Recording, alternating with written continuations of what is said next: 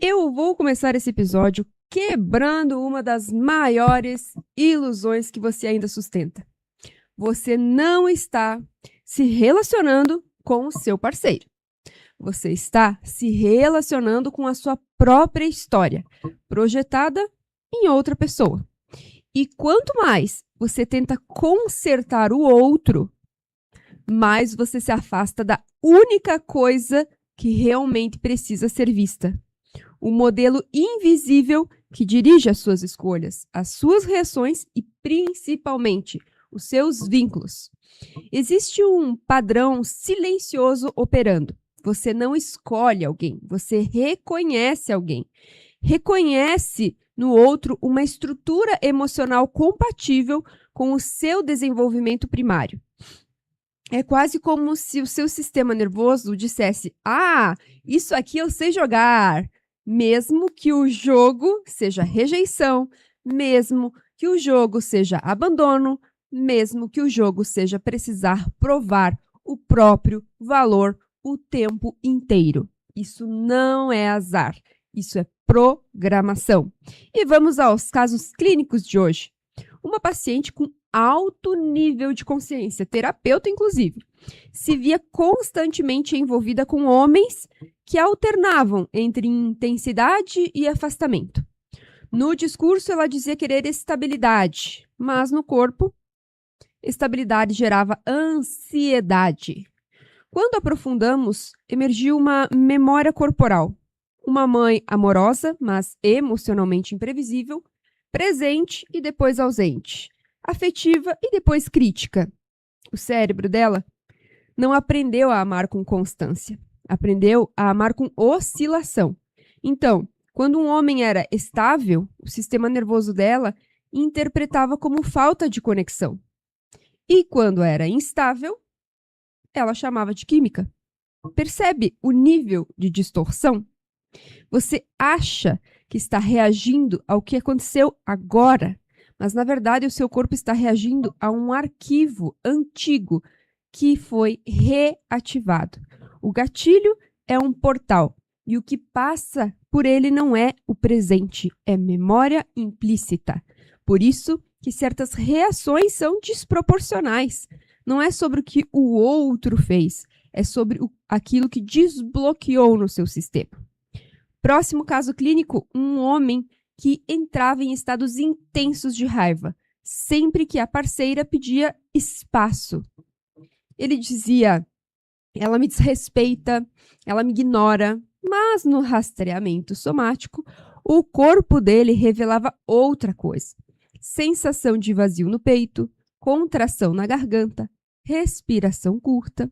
Ao aprofundar, infância com um pai emocionalmente distante e uma mãe sobrecarregada. O pedido de espaço da parceira não era interpretado como um limite saudável, era interpretado como abandono, e o sistema dele respondia com ataque, porque atacar era a única forma que ele aprendeu de não colapsar. Existe um nível ainda mais profundo. Você pode estar sendo fiel a uma dor que nem começou em você. As lealdades invisíveis, que a gente já falou por aqui, não pedem permissão. Elas operam em silêncio.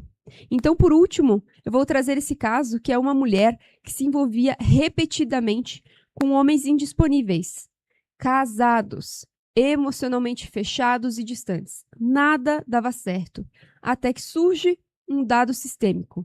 A avó foi amante por anos, nunca reconhecida, nunca escolhida.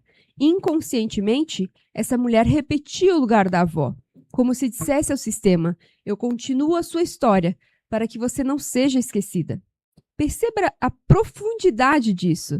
Ela não estava escolhendo homens indisponíveis, ela estava sustentando uma memória emocional do sistema. E aqui vem a parte mais confrontadora. Uma parte sua não quer sair desse padrão, porque sair dele significa entrar no desconhecido. E o desconhecido, para o nosso cérebro, é uma ameaça. Então, você faz o quê? Reclama do padrão, mas escolhe pessoas que o mantêm vivo. Isso não é incoerência. Isso é autoproteção. Disfuncional, mas ainda assim, proteção. Enquanto o outro for o problema, você continua dependendo dele para se sentir melhor. Responsabilidade radical é romper isso. Não para se culpar, mas para recuperar o poder. É olhar para a dinâmica e dizer: o que em mim está em ressonância com isso. Porque sem ressonância, não há repetição. E aqui não é sobre exercício superficial, é sobre um confronto interno. Então, pega papel e caneta, que nós vamos hoje falar sobre práticas de confronto real e profundos. O primeiro exercício é o exercício do espelho. Eu quero que você escolha um comportamento do seu parceiro ou da sua parceira que mais te irrita. E agora, em frente a um espelho, sustente o olhar e diga: eu também faço isso, de alguma forma. E não saia dali até encontrar aonde você faz isso com você mesmo, aonde você reprime isso e aonde você julga isso em si mesmo. Esse exercício, eu já adianto, não é nada confortável, mas ele é revelador. O segundo exercício, em meio a um conflito, você vai pausar e você vai direto ao seu corpo. E você vai se perguntar aonde isso pega. Qual é a intensidade de 0 a 10? Isso expande ou contrai? Para você localizar esse padrão. E faça a pergunta-chave: quantos anos essa sensação tem? E espere, o corpo responde antes da mente. E é muito interessante isso, porque quando faz um rastreio somático ou quando se faz uma indução para o nosso subconsciente e nós fazemos essa pergunta, sempre vem um número. Ele não é aleatório, ele é assertivo. Você pode ter certeza disso. E o terceiro exercício, que é para nós decodificarmos a sombra e mudarmos também o significado. Pare de perguntar por que ele ou ela fez isso comigo, porque isso te coloca numa posição de vitimismo. Comece a perguntar o que isso revela sobre partes minhas que eu não integrei. Exemplos. Vou dar exemplos que eu acho que vai facilitar a compreensão. Se ele te ignora, observe a sua ferida de invisibilidade. Se ele te critica, observe a sua autocrítica interna. Se ele se afasta, observe o seu medo de abandono. O outro deixa de ser ataque e vira diagnóstico. Talvez seja até desconfortável admitir, mas muitos dos conflitos que você vive não são sobre o outro. São sobre partes suas pedindo integração.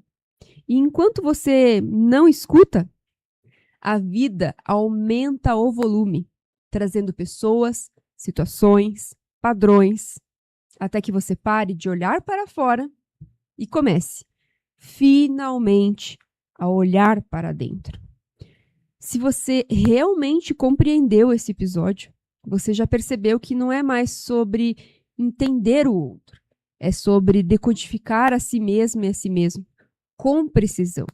É exatamente aqui que entra o que eu chamo de mapeamento emocional estratégico. Não é um exercício, não é uma reflexão solta, e muito menos apenas autoconhecimento superficial. É um processo estruturado de leitura interna, onde você identifica, organiza e reposiciona os padrões que estão dirigindo os seus vínculos sem que você perceba. Porque o problema nunca foi a falta de consciência. O problema sempre foi a falta de direção sobre o que fazer com aquilo que você percebe, você descobre. E é um processo onde você vai começar a enxergar os seus relacionamentos como dados, sim, dados emocionais. E a partir disso, você vai mapear, então, com precisão os seus padrões de atração, quem você escolhe, por que escolhe, seus gatilhos dominantes, o que te desorganiza e quando isso acontece, seus mecanismos de proteção, como você reage, ataque, fuga, controle, submissão, suas feridas de base, rejeição, abandono, invalidação, invisibilidade, suas lealdades sistêmicas, o que você repete para pertencer. Mas o ponto mais importante não é identificar, é correlacionar tudo isso, porque é na correlação que o padrão se revela. O diferencial, você para de se analisar e começa a se ler. A maioria das pessoas tenta entender o que sente, mas entender não reorganiza padrão. O que transforma é quando você começa a antecipar as suas reações antes delas acontecerem. Reconhecer o gatilho no exato momento em que ele ativa e interromper o padrão antes dele se consolidar no comportamento. E isso só acontece quando existe método. Sem método, você só ganha consciência e continua repetindo. Com o método, você cria reprogramação emocional real. Você para de entrar em dinâmicas sem perceber e você começa a identificar logo no início.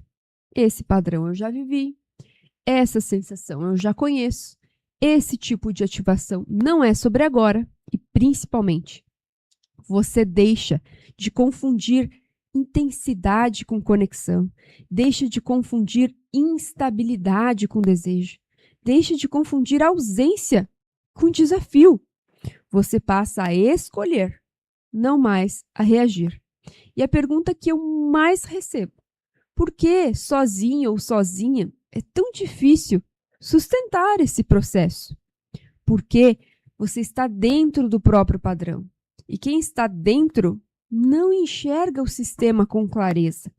O seu cérebro vai racionalizar, o seu corpo vai puxar para o conhecido e as suas lealdades vão te manter no mesmo lugar. Por isso, o mapeamento emocional estratégico não é só sobre técnica, é sobre ter condução, profundidade e precisão no processo. Se você se reconhece em padrões repetitivos, se você já entendeu muita coisa, mas continua vivendo as mesmas dinâmicas, talvez o que esteja faltando não seja mais conteúdo, seja estrutura, seja direção, seja alguém que consiga olhar para o seu padrão com você, sem distorção.